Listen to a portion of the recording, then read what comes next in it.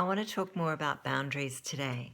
In my book, The Book of Hope, Antidote for Anxiety, I have a chapter called Sacred Service, which I've talked about, but I'd like to talk more about boundaries.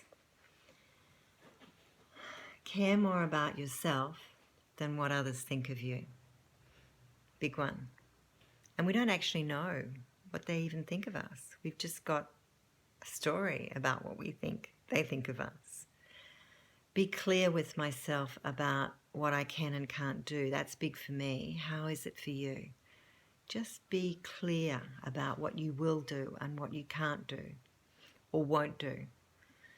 Trust your instincts. Isn't that a great word, instinct? By listening and acting on your feelings. If you're not sure about a decision, don't make it until you're clear. And then trust it.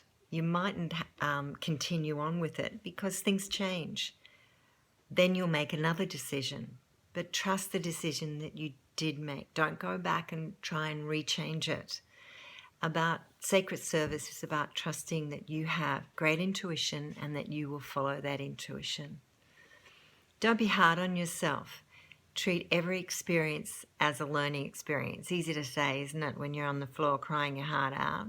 We've all been there, all recently, I'm sure. It's been tough times recently.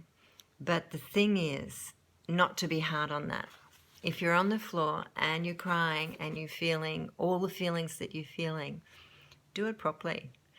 And then when you've felt your feelings, you can get up and just keep going, because that's what happens.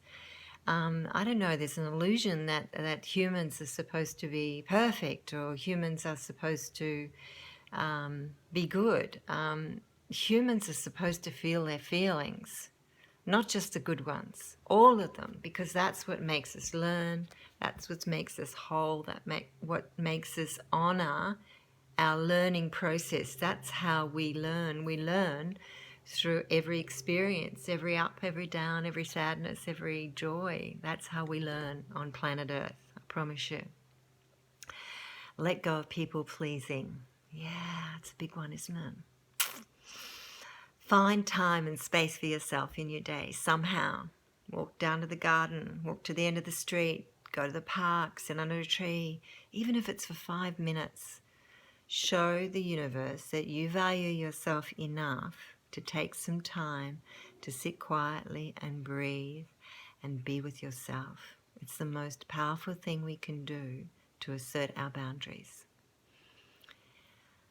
And you don't need to share everything, create more privacy in your life. We don't have to recruit people. I was a big recruiter. If only people understood where I was coming from, they'd all understand. Well, no, they're not going to all understand. They're doing their thing. I'm over here doing my thing.